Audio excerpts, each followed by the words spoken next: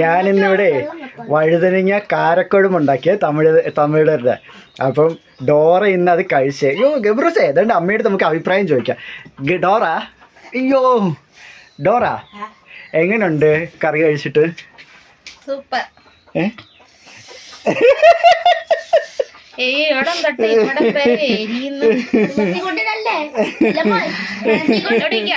വഴുതനങ്ങ അച്ചാർ എങ്ങനെയുണ്ട്? അച്ചാറോ?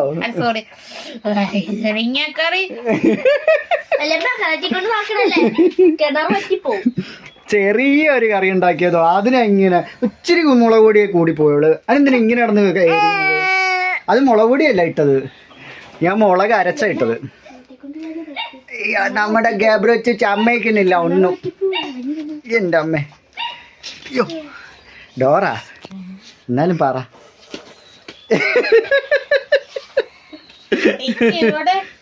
കറക്റ്റായിട്ട് പറയുന്നു.